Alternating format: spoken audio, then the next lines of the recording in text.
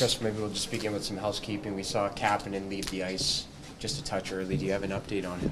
No, I don't have an update. Well, he's getting looked at right now, and tonight I'll know. Is Nugent Hopkins going to play Saturday? Yes, he's cleared to play. Lazar's cleared to play, so we'll hopefully have them in the lineup on Saturday. And any further update on Wallman? He was on the ice today. I think it went well, but he's day-to-day. And will it be Skinner on Saturday? We haven't decided that. Thank you. Kris, before the game against Dallas, you mentioned that you're looking to make some changes, defense or structurally, I guess. Are you still looking to make further changes here as you get ready for Seattle, or what's kind of the plan after the last game? There's some changes, some minor changes. It's so difficult in the season where you're playing almost every second day to change too much. And right now, we do have a little block of practice time today and tomorrow before we play on Saturday. It gives us a little bit of time, but it's difficult because you want your players obviously playing with their instincts and playing freely and not giving them too much. But if there is something that we need to change and alter, it's going to make a change, then we do it. But right now, I think it's all about making tweaks rather than blowing something up and changing something up completely. Kris, Matthias talked about how he used the analogy of like a film over guys, and it's plastic, and you look at guys who are mishandling the puck when they got time that's leading to turnovers and some battles that you normally would win, you're not even coming close to winning. So it's not like the system's breaking down all the time. It's a lot of individual mistakes. How do you help guys get their puck management better, because that's been a big issue today?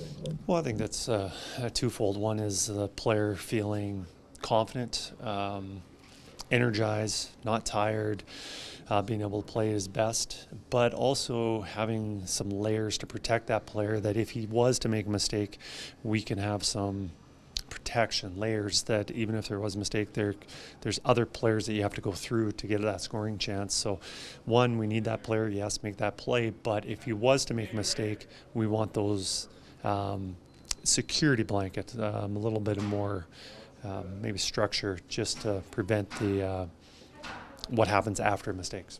Now, he wasn't on the ice today. What's your update on Jack Roslovic? You expecting him to play on Saturday? He is questionable for Saturday. He's getting looked at the doctors today, and I don't have an update on if he's going to play on Saturday or how long it would be. What's your sense of the mood of the team in terms of, you guys haven't played the way you want to play to this point. Especially after the last game, what do you sense from this group? Frustration. Anytime you don't execute to your how you feel that you should be playing at that level, then there's frustration.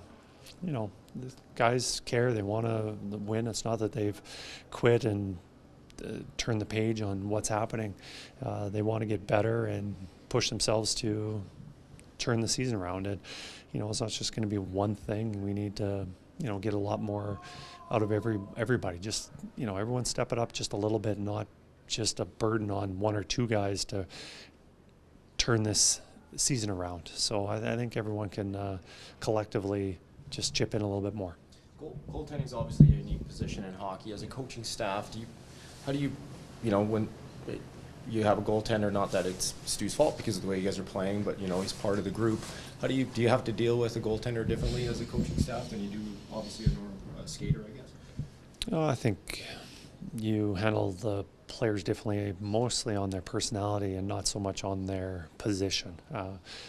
Stu's got a goalie coach that he sees every single day almost, and they're talking, and he's talking to the other parts of the coaching staff, myself included, the other assistants, and I just help support him and know that it's not all on his shoulders. You look at it and you just saw the stat line, 4 goals on 8 shots start the game. You would think, ooh, what happened? But then if you just watch the goals, you would understand that he didn't have much chance on those. So, your goaltender is so important. And when you're playing well in front of him, it makes the game so much easier for him. And we're just doing our best to make the game easier for him. Player player can get his frustration out by dumping the puck in and banging. Goalies can't. So how does a goalie get the frustration out? As he said, we asked, what about a fight? Never been in a fight in my life. But maybe call up Mike Well, Smith. Stu's one of the bigger guys, so you know, he might be able to do some damage. But yeah, as for a goalie, they have to. It's a different skill set. Any player, they can take out their frustration with hit, and it's a physical game. It's not so much of a physical game for the goalie, and that's what makes a goalie unique. Is their mental fortitude has to be so strong and be able to let things go. And forward, if he makes a mistake, he can make up for it the next shift. Goalie makes a mistake, he has to wait for his next shot. Now he doesn't know when that next shot's coming. He might have to wait, and you know, it's the importance of a skill mindset is very important. As a goalie, obviously you look at them and goals go in. You don't want them starting to point fingers at guys, because you've probably seen that on TV where a goal goes in and a goalie goes like this, as if you should have had it in front of me. You have to watch that as a goaltender too, the frustration. He doesn't seem to be. No, he always takes accountability, and obviously there's times where he didn't get help and he doesn't point blame, and I think the guys respect that about him. And yeah, we appreciate you know, that's pretty much the mindset of all of our players. Is the accountability is high, and you know, the only way you're going to get better is, you know, taking ownership of what's going on.